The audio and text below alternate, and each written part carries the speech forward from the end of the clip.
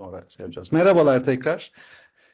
Gelişim Akademileri Çözüm Ortaklığı webinarımıza, bizim Dale Carnegie Insights başlığı altında webinarımıza hoş geldiniz. 50 dakikalık bir sunum diyorum. Maalesef ki çok fazla webinarlarda interaktivite sağlayamıyoruz. Ama ne zaman sorularınız olursa yazın lütfen çekinmeden ve bizim ekipten de bana soruları sesli olarak hatırlatırsanız sevinirim. Çünkü görme şansı çok fazla olmuyor Teams'in bu formatı nedeniyle. En azından benim becerim anlamında değil. Evet, şimdi gelişim yani sonuçta baktığımızda öncelikli olarak teşekkürler. Hani bu katılım kaydı sırasında güzel beklentilerinizi aktarmışsınız. Bunları bir derlediğimizde yani 100 kişiyi biraz aşkın bir sayının katılım talebi vardı. Her ne kadar şu anda 30 kişi olsak da. Baktığımızda hani toparladığımızda hani yoğunluk açısından baktığımızda da kabaca bir sıralamada kalıcı gelişim nasıl sağlanır gibi bir konuyu konuşma. İç kaynak kullanımı zaten önemli hedeflerimizden birisiydi bu webinarda. O öyle bir beklenti. Gelişim yolculukları genel olarak bir beklenti. Ölçme, değerlendirme, hani nasıl ölçeriz, değerlendiririz eğitimleri, akademileri bir başka beklenti ve bir tarafta da format olarak mümkün olduğunca vakalar, örnekler gibi beklentiler söz konusuydu. Şimdi mümkün olduğunca bir kere vaka örneklerle mümkün olduğunca gelişim yolculukları, kalıcı gelişim gibi noktalara, ölçme değerlendirme gibi noktalara değineceğiz. Yani örneklerle yani oraları çok fazla bilgi anlamında doldurmak yerine konumuzu biraz daha gelişim akademide nasıl bir çözüm ortaklığı sağlanabilir ve yapısı nasıl olması gerekiyor ve bir tarafta da bunun spesifik bir gelişim akademisini tanımladığımızda kurumsal eğitmen akademisi herhalde çok fazla en azından biz çok duymadık bu şekilde bir akademi ismi. Dolayısıyla böyle bir akademinin kurulması, nasıl çözüm ortaklığı olunabilir konusunu masaya yatıracağız. Bir de ilk başta gelişim akademileri dediğimiz zaman bir ortak tanım belirlemek anlamında neyi kastediyoruz? Çünkü birçok şeye, birçok gelişim programına akademi deniyor. Dolayısıyla biz burada bu anlamda neyi kastediyoruz tanımlayacağız. O şekilde bir gündemimiz olacak. Şimdi baktığımızda hani gelişim akademisi nedir dediğimiz zaman burada herhalde kritik nokta şirketin stratejik hedeflerine hizmet etmesi ve kalıcı gelişimi sağlanmasını hedefleyen yapısal tematik gelişim programları olarak tanımlayabiliriz en geniş anlamda. Hani tematik dediğim zaman işte örnekler bunu açıklıyor. Bir liderlik akademisi gibi, bir satış akademisi gibi, bir mağazacılık akademisi gibi, illaki akademi kelimesi içinde olmak zorunda değil bir yetenek programı gibi veya işte örneğini konuşacağımız bir kurumsal eğitmen akademisi gibi eğitim programlarını, gelişim programlarını konuşuyoruz. Yani dolayısıyla buradaki kritik nokta şirketin stratejik hedeflerine hitap ediyor olması, oradaki hedeflere hizmet etmesi, geliştirmeye katkı sağlaması, yardımcı olması gibi önemli bir nokta olarak tanımlıyoruz gelişim akademisini söylediğimiz zaman. Süresi değişebiliyor, daha çok daha kapsamlı gelişim programları, çok daha sınırlı sürede olan programlar söz konusu olabiliyor. Zaten hani birçoğunuzla da temastayken farklı farklı tanımlar gündeme geliyor. Bu şekilde bir tanım olarak gündeme getirelim. Şimdi örnekler açısından baktığımızda hani burada özellikle gelişim yolculuğu beklentileri olduğu için veya ölçme değerlendirme beklentileri olduğu için o tarafları vurgulayacak şekilde hani birkaç tane örnek biraz daha netleştirmek, somutlaştırmak anlamında. Şimdi bunlardan bir tanesi bizim e, zaman zaman gerçekleştirdiğimiz, tabii ki bu sonuçta ihtiyaca yönelik olarak kısalabilir, uzayabilir. Yani bu hani belki gelişim akademisi değil ama bir liderlik eğitimini belki bir günden de başlattığımız programlar söz konusu oluyor. O anlamda sadece örnek açısından baktığımız zaman bir kick-off seansıyla başladığı, orada istek uyandırmaya ve farkındalık oluşturmaya yönelik çok katkısını gördüğümüz yönetici farkındalık seansı. Çünkü genelde katılımcının geliş sorumluluğunu yöneticiye vermek bu akademinin performansını önemli ölçüde arttırıyor ve o sorumluluğun farkındalığını oluşturmak. O anlamda katılımcıların yöneticileriyle gerçekleştirilen bir online bir saatlik bir seansı kastediyoruz yönetici farkındalık seansı olarak. Davranış envanteri yine farkındalık anlamında kişinin kendi özelliklerini anlayabilmesi, potansiyelini anlayabilmesi, performansı ile değerlendirebilmesi anlamında bir çalışma. Birçok akademiye veya eğitim programına kattığımız bir araç. Biraz daha açıklayacağım. Hani bu 90 dereceden dolayısıyla kişisel değerlendirmeden 360 dereceye kadar çıkabilecek. Programda hangi yetkinlikleri hedefliyorsak daha geniş kapsamda olabilir veya o yetkinlikler bazında liderlik yetkinlik değerlendirmesi yine önemli araçlardan bir tanesi. Dolayısıyla ilk başta katılımcının hem potansiyelini hem performansını ölçmeye yönelik belli araçlar ve doğal olarak bunların geri bildirimi. Sonuçta burada göreceksiniz hani grup koçluk seansı veya grup geri bildirim seansını göreceksiniz. Birebir seanslar da söz konusu oluyor, koçluk seansları da söz konusu oluyor. Biz ikisini de iş ortaklarımıza sunuyoruz. Ben ikisinin de önemli faydaları, katkıları olduğunu düşünüyorum.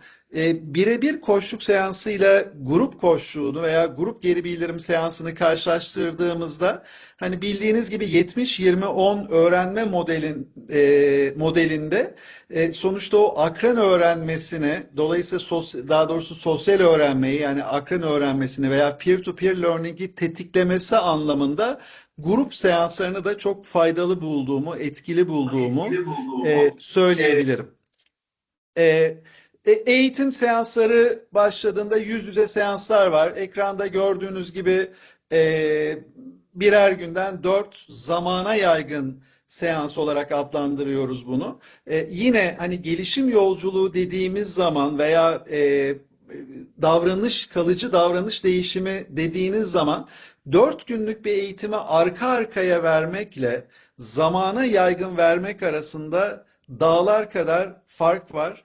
Neden dersek çünkü Marshall Goldsmith'in söylediği gibi bir eğitim programı bir katılımcıyı geliştirmez diyor. Hani dünyanın e, en önde eğitmenlerinden birisi olarak tanımlanan Marshall Goldsmith'in yorumu bu. Bir eğitim programı bir insanı geliştirmez diyor.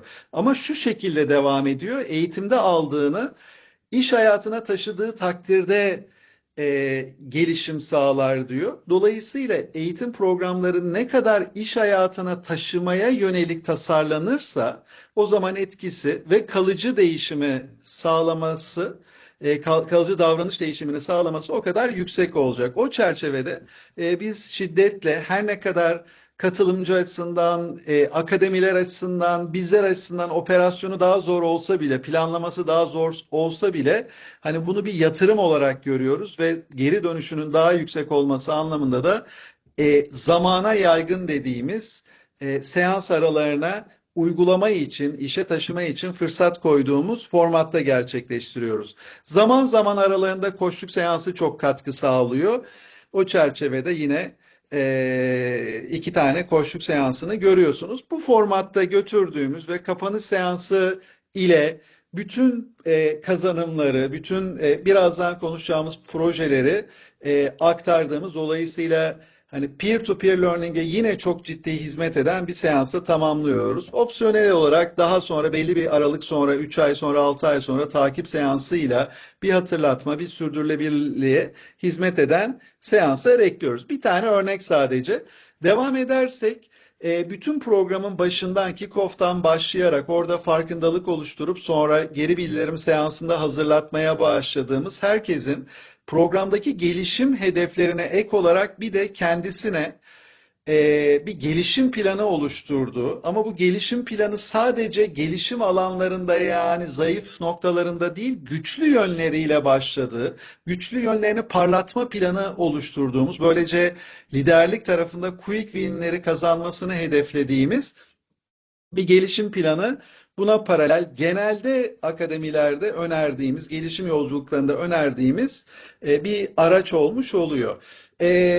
Şimdi belli görevlendirmeleri proje yani yapılandırılmış görevlendirmeleri proje adında biz programlara katıyoruz. Mesela burada iki tanesini göreceksiniz. İnovasyon projesi. Neden var? Çünkü atılımcının inovatif olmasını, daha yenilikçi olmasını değil, e, liderlik programını konuşuyorsak ekibinde bu ortamı yaratmasını ve ekibinin daha yenilikçi, daha proaktif olmasını, fikir üretmesini, inisiyatif almasını sağlama hedefine yönelik olarak koyduğumuz bir proje. Zaman zaman bize bu konuyla ilgili bazen iş ortaklarımızdan şu şeyi alıyoruz. Hani şirkette inisiyatif alma çok şey değil, çok güçlü değil. Hani çalışan seviyesinde inisiyatif alma eğitimi verir misiniz? Memnuniyetle veririz ama kök neden onların gelişim alanından ziyade acaba kültür tarafında, liderlik tarafında mı gelişim alanı var? O ortamı oluşturma, o kültürü daha olumluya, daha inisiyatif almaya çevirme anlamında. İşte inovasyon projesi buna hizmet eden bir araç oluyor. Başka bir aracımız koçluk projesi. Yine hani koçvari liderlik becerilerini geliştirme anlamında bunun sorumluluğunu alıp ekibindeki insanları geliştirmeye ve hem inovasyon hem koçluk projesi fikir olarak gelmesi veya plan olarak gelmesi değil, eğitim bitene kadar, akademi tamamlanana kadar sonuçta o gelişimi sağlaması, o sonuçları elde etmesi hedefiyle yapılandırdığımız projeler oluyor. Yeni lansmanına başlıyor olduğumuz bir simülasyon programı geliştirdik. Bu da artık akademilere ekleyeceğimiz AI tabanlı simülasyon programı daha ileride belli örnekleri geçecek. Dolayısıyla program boyunca davranış değişikliğini, kalıcı davranış değişikliğini tetikleyecek veya destekleyecek bir araç olarak ve yine hani sonuçta burada belli asenkron araçlara örnek verdim ki bu illaki canlı olmak zorunda değil, dozajı farklılık gösterebilir. O şekilde bir hani bir akademi, liderlik akademisi örneği.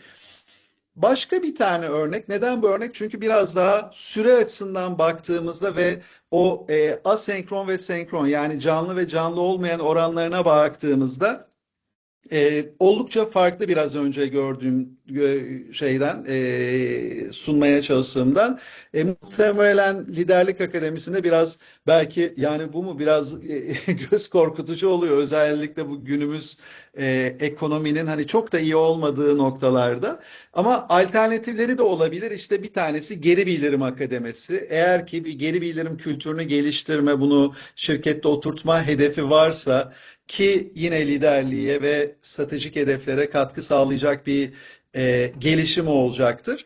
AI tabanlı bir simülasyonla başladığımızı düşünün. Hani nedir dediğimizde sonuçta her bir senaryonun 3 dakika sürdüğü, ortalama 3 dakika belki daha çünkü geri bildirimi, anlık geri bildirimi konuşuyoruz bu arada performans görüşmesini dahil etmeden ve 3 tane senaryo ile mesela başladığımız bir şey. Sonuçta bu 10 dakikalık, 15 dakikalık bir süreyi konuşuyoruz. Böyle iş konusunda.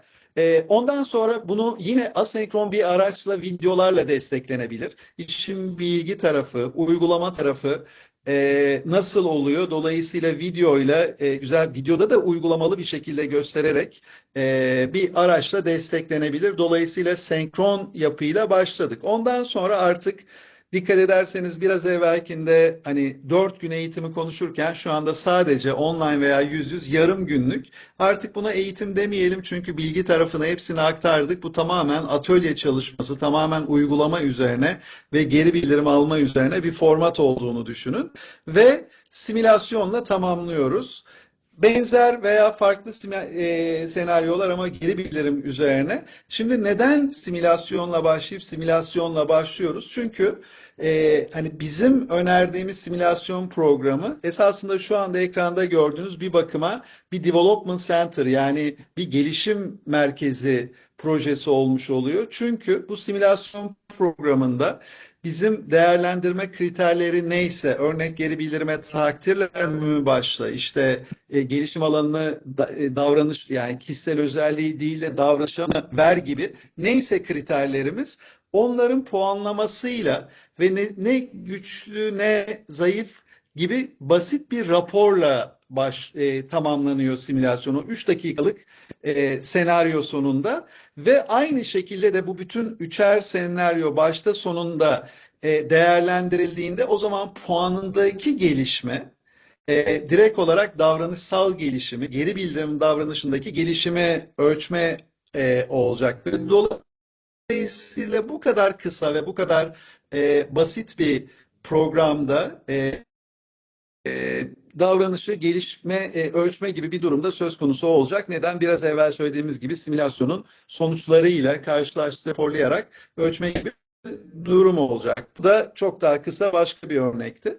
Şimdi örneklerimize devam edersek bir tane farklı, biraz kendi mutfağımızdan örnek verelim.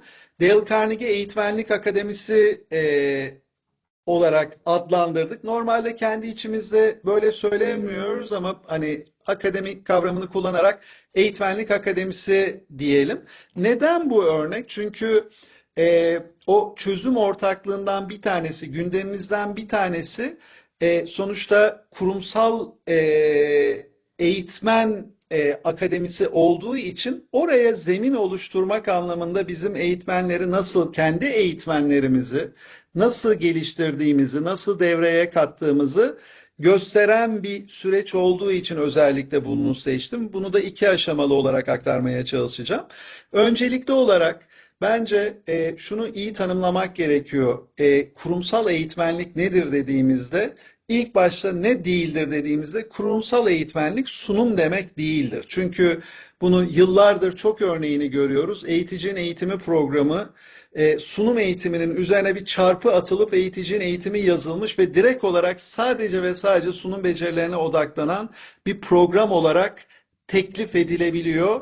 Sunum sonuçta olsa olsa sadece bir tane yetkinliktir eğitmenin, kurumsal eğitmenin yetkinlik setinde. Örnek olarak biz mesela hangi yetkinlikler üzerine odaklanıyoruz dediğimizde kendi eğitmenlerimizde zorlayıcı bir süreç çünkü 13 tane yetkinlik setimiz var ve benim 28 yıllık eğitmenlik tecrübemde şunu görüyorum ki herhangi bir yetkinlik vasat veya düşük seviyede ise eğitimde ciddi bir risk oluyor. Dolayısıyla hepsini iyi seviyede beklentinin üzerinde sergileme hedefiyle eğitmenlerimizi geliştiriyoruz. Bu arada neden bunu sundum bu örnek olarak? Çünkü davranışı ölçme, iş sonuçlarını ölçme demiştiniz. Bu esasında iş sonuçları anlamında, davranış gelişimi anlamında kanıtlanmış bir süreç, bir akademi. Neden derseniz biz yaklaşık olarak yani sertifikasyon sürecine ve dolayısıyla bu sürece dahil olup da geçemeyenleri katmazsak, eğitmenlik amaçlı başlayıp da eğitmenliğe başlamayanlar katmazsak yaklaşık olarak 55 e, 55 eğitmenimiz bu dönemde yani Dale Carnegie 18 senedir yapıyoruz. 18 senedir 55 eğitmenimiz Türkiye'de sertifikasyondan geçti ve eğitimleri verdi. Bizim eğitmenimizin ortalama bizle çalışma süresi 10,5 sene gibi bir süre ve ondan sonra da hala mesela hani benim dışımda 18 yıllık ilk gün başlayan eğitmenlerimiz var aramızda. 16 yıllık eğitmenlerimiz var. Şu anda da herhalde ortalama çalışma süresi, eğitmenlik süresi herhalde bir 8 sene falan vardır. Böyle söyleyince korkutucu oluyor. 2 sene sonra herkes ayrılacak mı yine diye bir soru işareti oluşuyor kafamda. Neyse, sonuçta ben size sorsam ve hani bildiğiniz eğitmenleri, kuvvetli eğitmenleri, sonuç çıkartan başarılı eğitmenleri yazsın desem tahminimce bir 10 eğitmen listesi yazsanız yarısı herhalde Dale Carnegie'den Dale Carnegie ile başlayan ve işte ortalama 10-10,5 sene sonra kimisi 15, kimisi 8 sene sonra artık kendisi eğitmenlik yapan arkadaşlarımız. Ve dolayısıyla sizin o değerlendirmeniz esasında bu sürecin bir kanıtı olmuş oluyor. Çünkü o 55 kişilik eğitmen sürecinde biz şimdiye kadar sadece 3 kişiydi. 55'ten sadece 3'ü mevcut durumda eğitmenlik yaparken bize geldi. Geri kalan herkes sıfır eğitmenlik tecrübesiyle dolayısıyla yeni bir hani eğitmenlik akademisi esasında yeni bir meslek akademisi oldu ve yeni bir meslek kazandırarak o şekilde çalıştık. Bu yetkinlikleri geliştirdik. Ortada değerler yazıyor olduğu için bizim değerlerimiz nedir dersek, hani konuyla çok şey değil ama hani bütünlük, yardım etme tutkusu, coşku, metodoloji ve bizim insan ilişkileri prensiplerimizdir bizim değerlerimiz. Dolayısıyla bu gelişime yönelik oluşturduğumuz bir akademi. Program nasıl bir program dediğimizde bir kere hani akademinin başında bir değerlendirme aşaması çok kritik bir nokta. Çünkü bu kadar göreceğiniz derecede yoğun çalıştıktan sonra bir duygusal bağ oluşuyor ve ondan sonra kusura bakmayın çalışamıyoruz demek çok zor bir nokta oluyor. O nedenle eğitmen demosu ve 50 dakikalık bir değerlendirme merkeziyle eğitmen yetkinliklerini ölçtüğümüz, şu biraz evvel konuştuğumuz setin büyük bir kısmını, esnekliği, iletişimi, birçok şeyi ölçtüğümüz ve bunu 50 dakikada yaptığımız, birebir yaptığımız bir değerlendirme merkezi, Assessment Center çalışmasıyla başlıyoruz. Ve tabii ki arkasından geri bildirimi. Davranış envanteri çok kritik. Çünkü eğitmenliğin hani çok her rengin mutlaka çok ciddi katkısı oluyor ama her rengin belli zorlayıcı noktası oluyor. Dolayısıyla bunları ortaya koyabilmek, o potansiyeli görebilmek önemli. Ve onun devamında ben burada bizim kendi terminolojilerimizle belirttim. O yüzden İngilizce geçiyor. Ama sonuçta bir eğitmen o sürece başlarken ilk başta deneyimlemesi gerekiyor. Dolayısıyla hiçbir eğitmenlik kelimesi geçmeden tamamen exposure dediğimiz bizim eğitimimizi alıyor. DCC dediğimizde bizim marka eğitimimizde Dale Carnegie kurstur açılımı. 3 günlük bir eğitimi alıyor. Ondan sonra zamana yaygın formatta o yetkinlikleri geliştirmeye yönelik olarak tamamen workshop formatında, atölye çalışması formatında 5 günlük bir program gerçekleşiyor. Onun devamında bizim lab class dediğimiz, yani bir laboratuvar ortamı oluşturduğumuz ve eğitmenlerin sonuçta o deneyimlemesi gereğinden dolayı direkt eğitim verdi. Ama lab class'ında biliyor ki eğitmenlerimiz gelişim sürecinde, dolayısıyla bu şekilde katılıyorlar. Ama inanılmaz bir deneyim, çünkü zaman zaman belki 8 tane eğitmen bir tane eğitimi veriyor. Gerçekten herhalde hiçbiriniz bu derecede bir eğitime katılmamışsınızdır. 8 tane eğitmeni olan bir eğitim. Dolayısıyla bu eğitimi arkasından geri bildirimler tabii ki ve kendi içinde bir sertifikasyon süreci, eğitmen yetkinliklerini ne derecede sergilediğini ve geçme kalmayla bitecek bir sertifikasyon.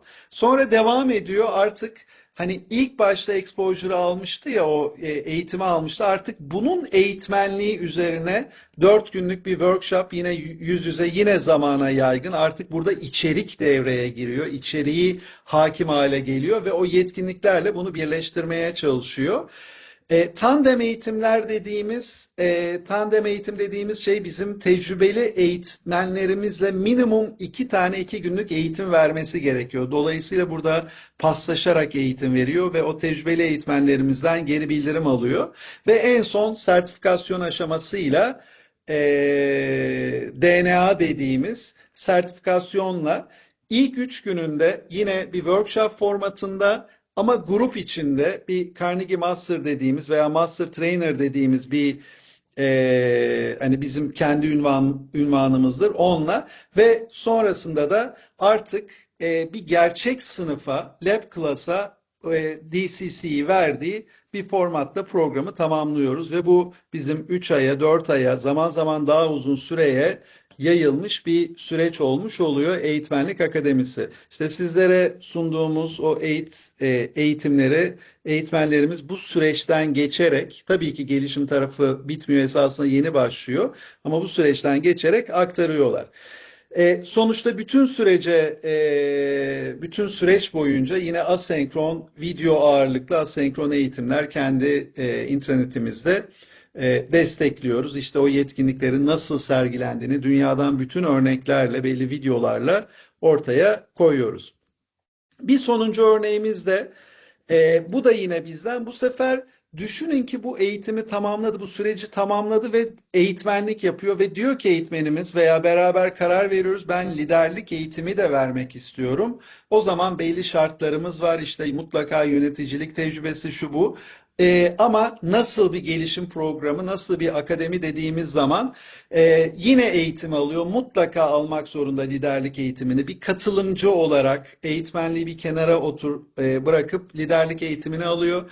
Liderlik eğitmenliğinin workshop'ı aynen bir öncekinde DCC'de olduğu gibi yine tandem eğitimler, 2 tane 3 günlük eğitimi bir tecrübeli eğitmenle vermesi gerekiyor. Düşünün, belki yıllarca eğitim verdi ama yeni bir eğitimde yine mutlaka tandemi yapmasını şart koşuyoruz ve ondan sonra da liderlik eğitmenliği sertifikasyonu ve lab class aktardığımız mantıkla tamamlıyoruz. Yine bütün sürece paralel olarak video ağırlıklı asenkron eğitimler olarak destekliyoruz. Dolayısıyla bu şekilde bir akademi. Yani herhalde gelişim akademisi dediğimiz şey, tematik dediğimiz şey, işte eğitmenliğe, geri bildirime, liderliğe örnekler verdik. Satış olabilir, başka konular olabilir. Bunu kastediyoruz dolayısıyla. Kısa süreli, daha uzun süreli ama gelişim yolculuğu mantığıyla olması o değişimi, kalıcı değişimi, gelişimi sağlaması anlamında, davranış değişimini sağlaması anlamında biraz şart bir durum olmuş oluyor.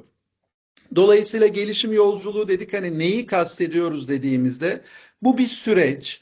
Dolayısıyla girdisiyle, kurumun katılımcı ihtiyaçlarıyla başlayan, bunları belirlemeyle başlayan ve buna yönelik bir tasarım sonrasında farkındalık oluşturan, deneyim sağlamasını sağlayan ve o kalıcı değişim anlamında sürdürülebilirliği hedefleyen bir yolculuk, isminde olduğu gibi ve ondan sonra da bunun tabii ki sonuçlarını ölçümlemesi filan önemli bir katkı sağlayacak. Yine eğitimlerle alakalı olarak hani bizim bütün bu aktardığımız şeylerde, bizim metodolojimizde öne çıkan şey, bir başka noktayı da aktarmak isterim. Performans gelişim döngüsü dediğimiz, amacımız sonuçlara ulaşmaksa, işte liderlikte çalışan bağlılığıysa bu veya geri bildirimi etkili bir şekilde vermekse, nasıl başlıyor dediğimizde sonuçta tutumla başlıyor. Yani zihniyetle başlıyor. Dolayısıyla altındaki yüzdeler nedir dediğimizde, sadece eğitim seanslarının, bütün gelişim yolculuğunu söylemiyorum. Sadece eğitim seanslarının bu bölümlere ayrılmış süresini yazıyoruz. Neden bunu belirtme ihtiyacı duydum? Son zamanlarda böyle birkaç tane kapsamlı projede iş ortağımızla konuşurken bize şu soruyu ilettiler. Yeni tanıştığımız kimselerde, eğitimlerde uygulama yapıyor musunuz diye bir şey sordular. Yani e, eğitimde uygulama olmaması eğitim olmadığını gösteriyor. Yani öyle bir eğitim olamaz zaten. Veya şunu da uygulama olarak almamak gerekiyor. 2 tiyatro sanatçısını getirip de grubun önünde, 20 kişilik grubun önünde ya birbiriyle veya sınıftan birisini alıp da bir uygulama yapıyorsa o uygulama değildir. O sadece bilgi aktarımının eğlenceli veya etkili bir yöntemle aktarılmasıdır. Uygulama demek, konumuz neyse, geri bildirim mi? Herkesin geri bildirim veren taraf olarak mutlaka uygulamaya dahil olması, mutlaka geri bildirim vermesi ve verdiği geri bildirime geri bildirim almasıdır. Dolayısıyla o davranışına neleri düzeltmesi gerektiğini öğrenmesidir esasında. Dolayısıyla koşluk eşliğinde uygulamadır. O anlamda yüzdesel olarak baktığımızda biz o kişinin, evet bu konu benim için önemli, istiyorum, yapabilirim, yapacağım dedirtme noktası en kritik nokta. Gelişim bununla başlıyor. Dolayısıyla tutum noktası. Bilgi, bizim konularımızda, daha yetkinlik bazı konularda bir liderliği konuşuyorsak, %10'unu geçiyorsa bilgi aktarımı tarafı, o zaman yanlış bir noktadayız. Çünkü üst düzey liderlere liderlik eğitimi verirken o bilgiyi bilmemesi mümkün mü? Sizin gibi şirketlerin, liderlerinin geri bildirimi, takdiri, motivasyonu, delegasyonu bilmemesi mümkün mü? Mümkün değil ama sergilememesi mümkün. Zaten problem orada. Dolayısıyla tutum bu nedenle öne çıkıyor ve o bilmesine rağmen sergilemiyor olduğu Kök nedenleri ortadan kaldırarak bu bana gerekli, ben bunu yapabilirim, yapacağım demesini sağlamak ve ilerlemek ve işte bilgi aktarımı, uygulama ve bunlar sonuçlara taşıyor. Kalıcı bir davranış gelişimi sağlama anlamında.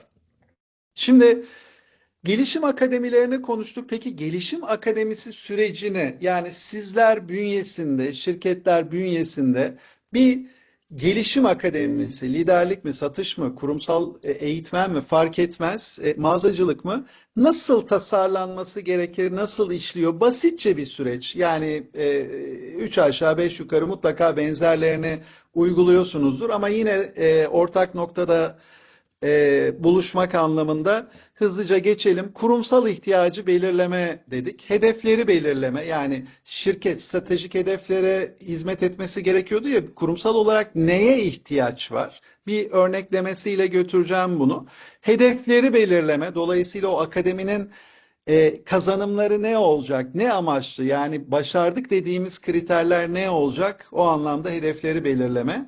Katılımcı kitleyi belirleme, kime hitaben yapacağız bunu ve akademinin tasarımı. Dolayısıyla bu kriterler çerçevesinde akademinin tasarımı, tabii ki orada kriterler şu kadar süre, bu kadar bütçe, şudur budur gibi kriterleri dikkate alarak akademinin tasarlanması ve sonra da uygulanması. Yani bu eğitim ve eğitimlerin verilmesi, koçluk mu koçlukların yapılması, asenkron eğitimler mi videoların izlenmesi gibi bütün sürecin uygulanması ve sonrasında da veya aralarda da ölçme değerlendirme, eğer katılırsa katılması gerekiyor ama burada e, hani maalesef ki iş ortaklarımızla çok böyle ölçme değerlendirmeye odaklanmayı çok fazla görmüyoruz. Biz bu tarzdaki akademilerde hep başta bunu ölçelim, bunun kriterlerini, KPI'lerini belirleyelim diyoruz. Fakat yani ölçme dediğimiz tabii ki o beşli ölçekte ne diyelim, hani Kirkpatrick artı veya Philips diyelim. Yani dolayısıyla ben çok memnun kaldığım gibi bir anket doldurup da ölçme değil. Bunu zaten yapmayan yok ama üçüncü seviyede davranış değişiminden başlayarak iş sonuçları veya ROI'yi ölçmeyi kastediyorum burada tabii ki. Dolayısıyla bunların olması. Zorlukları olduğu kesin bir şey ama o zorlukların aşılabiliyor olduğu ve ölçülebiliyor olduğu da kesin bir şey. Dolayısıyla sağlıklı, kuvvetli bir akademide ölçme değerlendirmenin bu anlamda konması ve sonuçta bu sürekli gelişen dinamik bir süreç. Oradaki geri bildirimlerle akademiyi geliştirme. Sonuçta illaki bu akademinin eksikliği anlamında değil, koşullar değişiyor, kurumsal ihtiyaçlar değişiyor, hedefler değişiyor. Sonuçta ekonomide her şey değişiyor, değişmeyen hiçbir şey yok. VUCA dünyasını konuşuyoruz. O anlamda da dinamik bir süreçte geliştirmek gerekiyor. Böyle bir süreç üzerinden gidersek, örnek bakarsak, basit bir ihtiyaç, organizasyonel liderliği, yani bütün şirket kapsamında liderliğin geliştirilmesi gibi jenerik bir hedef tanımladım. Hani burada ama sadece somutlaştırma. Mesela hedefleri belirledik, oturduk konuştuk veya kurumsal olarak belirlediniz. Çalışan bağlılığını arttıralım. Neden çalışan bağlılığı? Çünkü açık farklı en önemli etken, çalışan bağlılığının etkeni liderlik ve bağlı olduğu liderle olan iletişimi birinci sırada yer alan bir faktör. O nedenle çalışan bağlılığı somut bir KPI. Geri bildirim kültürünü geliştirme gibi biraz daha somutluğu daha düşük olan bir şey ama belki smart KPI'ler konabilir buna da. Katılımcı kitleyi belirlemiş ve yönetici adayları dediniz örnek olarak. Ondan sonra tasarımı, hani örnek veriyorum, zamana yaygın, blended olabilir. Gelişim yolculuğu olmasında fayda var ve mutlaka 70-20-10 modelini, yani deneyimsel öğrenmeyi, sosyal öğrenmeyi ve kuramsal öğrenmeyi destekliyor olması gerekiyor. Söylediğim sıralarda hani mühim olan deneyimsel öğrenme, %70'le öne geçen oran. Akademinin uygulaması, dolayısıyla ne tanımlandıysa senkron uygulamaya geçilmesi ve sonrasında da işte biraz evvel söylediğim gibi değerlendirme anketleriyle ilk iki seviye. Yine aynı örneği verdim. Belki davranışı ölçme başka şey de olabilir kesinlikle. Başka araçlar da olabilir davranışı ölçme. Ve çalışan bağlı skoruyla 4 ve 5'i ölçme gibi seviyeler anlamında, yani iş sonucu ve çalışan bağlılığının rakamsal katkısı belli istatistiksel bilgileri alarak ROI'yi de ölçmek söz konusu olabilir örnek olarak ve sonrasında da gelişim süreci. Böyle bir süreç, hani jenerik bir süreç. 3 aşağı 5 yukarı bir akademi oluşturalım dediğinizde bunlara paralel adımlar olduğunu tahmin ediyorum. Bunun üzerinden gidersek, şimdi biz peki hani diğer gündemimize bakarsak genel olarak gelişim akademileri kapsamında nasıl işbirliklerimiz olabilir? Biz size nasıl yardımcı olabiliriz? Bu arada bizim amacımız, Dale Carnegie olarak amacımız organizasyonel gelişimde aracı olmak. Dolayısıyla tamamen gelişime odaklıyız. Burada aracı, yardımcı olma gibi bir amacımız var.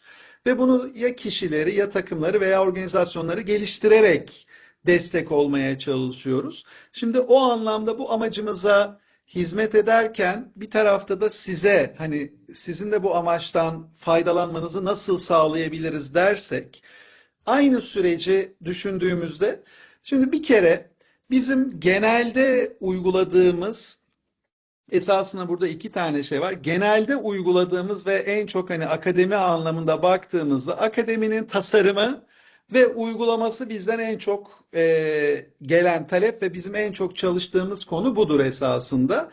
Ama buna baktığımızda bu hem canlıyı hem de asenkronu ve dolayısıyla blended'ı şey yapıyor. Benim daha çok en çok uyguladığımız dediğim daha çok canlı olan. Yani biz sınıf eğitimlerinde online veya yüz yüze eğitimlerle mevcut içeriklerimizi, tasarlanmış, global tasarlanmış içerikleri gerektiğinde değil neredeyse her zaman kuruma adapte ederek, gerektiğinde ihtiyaca yönelik yeni tasarımlar yaparak belli parçaları olabilir veya tamamı olabilir. Bunun uygulanması bizim üzerinde çalıştığımız ve birçoğunuzun da bildiği konu. Şimdi bunun dışında ne olabilir dediğimiz zaman biz uçtan uca bu 7 aşamanın başından sonuna, yani bunu artık sadece bir eğitim hizmeti değil, bir danışmanlık hizmeti mantığıyla da bunu gönül rahatlığıyla üstlenebiliriz ve o söylediğimiz ölçme, değerlendirme, o sonuçlara ulaştıracak şekilde de sonuçlandırabiliriz. Dolayısıyla bir işbirliği kapsamı bu olabilir. Yani bütünsel bir çözüm, birden başlayarak, ihtiyaç belirleyerek sonuçlara ulaştırma. Ama sonuçta ülkemizde son derece kuvvetli akademiler var. Bunları çok güzel bir şekilde yapıyor. O zaman bütün bu süreci modüler bir yapı olarak düşünürsek biz başka neler sunabiliriz dersek, hani daha çok bilinenin dışında neler yapıyoruz dersek, ihtiyaç belirleme çalışması yapabiliriz. Memnuniyetle zaman zaman yapıyoruz. Bu arada söylediklerimin hepsini yapıyoruz, gerçekleştiriyoruz. Yeni değil ama daha çok hani yoğunluk açısından ve dolayısıyla ben bunu bilinmeye bağlıyorum. O sırayla aktarmaya çalışıyorum. İhtiyaç belirleme, bu arada her başlık altında balık tutma veya balığı verme olarak ihtiyaç belirleme, biz o zaman moderatörlükle, hani grupla, odak gruplarla, fasilitasyonla direkt olarak belirleyip demek ki bu ihtiyaçlar var diyebiliyoruz, yapabiliyoruz. Kuvvetli bir eğitmen yetkinliğimizdir fasilitasyon, bunu birçok yere adapte ediyoruz. Ama şu da önemli bir şey, fasilitasyon becerilerini geliştirme. Yani bu direkt olarak işte İK veya akademi bünyesindeki bir ekibin yine yapıyor olduğumuz bir eğitimdir. Fasilitasyon becerilerini geliştirme. Yani bunun hedefi nedir? Sonuçta katılımcıların kuvvetli ihtiyaç analizi yapıyor olması. Dolayısıyla balık tutmayı da öğretebiliyoruz ihtiyaç varsa. Hedef belirleme, katılımcı kitleyi belirleme, akademinin tasarımının bir alt başlığı olarak gördüm. Zaten katılımcı kitle bizim çok fazla tanımlayacağımız bir şey değil. Sadece orada işbirliği kapsamında kurumla konuşurken yönlendirme söz konusu olabiliyor. Dolayısıyla dörde geçtim. Kurumsal içeriği uygulama. Yani şu, biz illaki kendi içeriğimizle eğitim vereceğiz değil. Çünkü özellikle global firmalarda bunu çok görüyoruz. Yurt dışından bir içerik geliyor, bunu verir misiniz? Memnuniyetle veririz. Zaman zaman sadece içerik geliyor, akış gelmiyor. O içeriği akışa çevirerek de veriyoruz. Dolayısıyla yani bizim eğitmenlerimiz o eğitimi hazırlıyor ve bizim kuvvetli yetkinliklerimizle verebiliyoruz. Veya hani kapsamlı bir akademiyi konuştuk ve konuşacağız. Daha kısa süreli iç eğitmen becerileriyle sizlerin kendi eğitmenlerinizin, kendi kurum çalışanlarınızın eğitimleri vermesini pardon, evet, iç eğitmen becerilerini geliştirme, tasarım becerisini geliştirme anlamında algılayalım. Tasarım tarafında olduğu için uygulama tarafında da aynı konu gündeme gelecek. E, Akademinin uygulanmasında tasarım bu arada şey yazılmış, kusura bakmayın ters yazmışım. Tasarım ve transfer dördün alt başlığı ve tasarım becerilerini geliştirme, yani iki şey ters şey yapalım, öyle aktaralım. Dolayısıyla hani biz eğitim verilmesini istemiyoruz. Sadece içerik istiyoruz. Tabii ki o zaman buyurun size işte içeriği, akışı, trainer manual'u, katılımcı kiti ve bütün gerekli materyaliyle buyurun size eğitimi şeklinde sunabiliriz. Yani bunun know-how transferini yapabiliriz biz. Memnuniyetle. Bu kasımız da var ve bu isteğimiz de var. Veya sizin kurumsal eğitmenleriniz olabilir veya eğitim uzmanlarınız olabilir. Artık hani kimse tasarım becerilerini geliştirerek kendi içinizde geliştirmenizi sağlayabiliriz. Ve sonuncusu da sonuçta yani yine daha evvel söylediğimiz gibi sadece değerlendirme tarafına da, ölçme değerlendirmeye de odaklanabiliriz. Dolayısıyla bu konuların hepsinde herhangi bir akademide, gelişim akademisi mi, satış akademisi mi yer alabiliriz ve yer aldığımızda da güzel sonuçlar elde edeceğimize gönülden inanıyorum.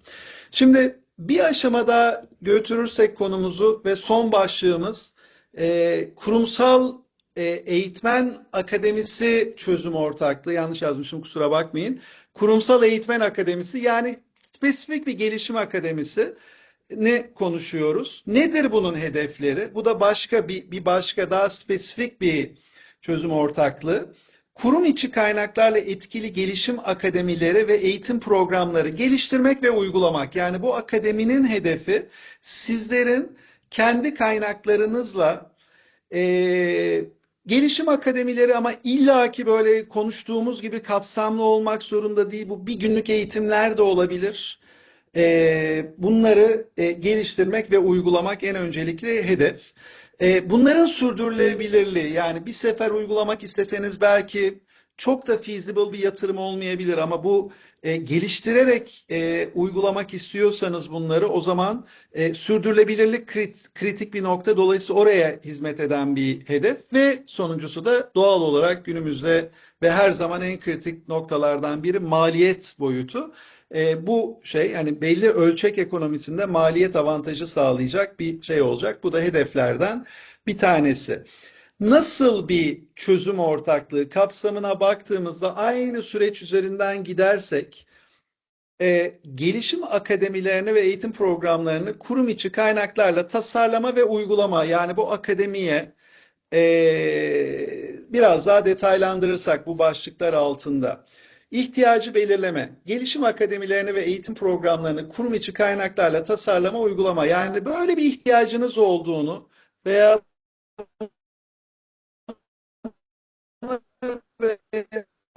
hedefiniz olduğunu düşünürsek, eğitmen yetkinliklerini geliştirme, eğitim tasarılarını geliştirme ve varsayalım ki daha smart bir hedef, 2026'da en az bir akademi veya bir eğitim, daha kısa süreli bir eğitim uygulaması diyelim. Bu hedeflerle yola çıkıyoruz bu çözüm ortaklığında. Katılımcı kitleyi belirleme, nasıl belirleyeceğiz dediğimizde eğitmen değerlendirme merkezi. Bu arada bunu biz size bir takvimle katılıma açık olarak da sunacağız. Böyle bir öneri de getireceğiz. Kurum içi bir çözüm olarak da söz konusu olabilir. Katılıma açığı çok yapmıyoruz biz Türkiye'de, özellikle pandemi sonrasında. Ama şimdi böyle bir konuyu konuştuğumuz zaman sonuçta göreceksiniz ki yatırım biraz uzun süreli bir yatırım. Yani kapsamlı bir akademi bizimki kadar, o Dale Carnegie Kurumsal Eğitmen Akademisi kadar olmasa da ona benzer bir akademi. Dolayısıyla bu sonuçta feasible olabilmesinin şeyi çok tekrarlıyor olması. Dolayısıyla benim öngörüm çok fazla böyle şubeler, mağazalar veya mavi yaka hedeflenmiyorsa, o zaman sayı olarak hani 2-3 kişiyle, belki bir kişiyle gidebileceğini düşünüyorum. Yani bir eğitim sınıfını dolduracak en az 4-5 kişi fazla kalabilir. Ama bu bir katılıma açık program olarak da veya kurum içi program olarak da tasarlanabilir çok rahat olarak. Biz kurum içi programı Ekim ayında açmayı hedefliyoruz. Akademinin tasarımına baktığımız zaman hani klasik şeyleri söyledim, daha detayını göstereceğim tasarım tarafını. Uygulamasında katılım açık planlanması veya kurulu mümkün dedim. Ölçme değerlendirme. Sonuçta bu programın içinde eğitiyorlar. Bu eğitimi son derece objektif bir şekilde değerlendirme, direkt davranışsal ölçümü sağlayacak, davranışsal değişimi sağlayacak. Onun dışında program kapsamında yapılacak tasarımın değerlendirilmesi, bu ne kadar uygulanabilir, ne kadar uygulanmaz anlamında. Tabii ki hedefimiz uygulanabilir noktaya getirmek. Dolayısıyla bu da programın bir ölçümü. Çünkü bu eğitim sayesinde bir eğitiminiz çıkmış olacak. Yani eğitmeniniz akademi için bir program tasarlamış olacak. Direkt uygulanabilecek şekilde. Dolayısıyla bu da bir sonuç. Ve de kurumda gerçekleştirecek eğitimleri ölçtüğünüz takdirde yine bizim eğitmen yetiştirme sürecimizin veya bu akademinin performansını ölçmüş olacaksınız ve ondan sonra da geliştirme söz konusu olacak. Değerlendirme, geri bildirimlerle daha ileriye taşıma. Şimdi e, aynı yetkinlikleri ve ek olarak eğitim tasarımını biz normal kendi sertifikasyonlarımızda eğitmenlerimize eğitim tasarımını yüklemeyiz. Çünkü bizim tasarımımız mutfak olarak ya Amerika veya Türkiye'de farklı bir ekip tarafından yapılır. Eğitmenlere bunu tasarla demeyiz. Vardır tasarım becerileri ama istemeyiz. Dolayısıyla o yetkinlikler bizim üzerinde çalıştığımız yetkinlikler değildi kendi programımızda. Burada aynı yetkinlik setine, yani müşteri merkezlilik altında iş bakışı, müşteri odaklılık, kapsama uyum, adaptasyon, sürekli öğrenme, dayanıklılık, iletişim, fasilitasyon, anda kalmak, yaratıcılık, koçluk, geri bildirim, duygusal etki ve ek olarak, çünkü kurumsal eğitmen meslek standardına baktığımızda yetkinlikler iki grupta toplanıyor. Biri eğitim tasarımı, diğeri de bu eğitimin sunumu üzerine odaklanıyor. Dolayısıyla bu tüm yetkinlikleri geliştirme hedefiyle yola çıkıyoruz. Nasıl bir akış dediğimizde hızlıca aktarayım. Kick-off 2 saat online'lık bir akış. Eğitmen yetkinlik değerlendirmesi.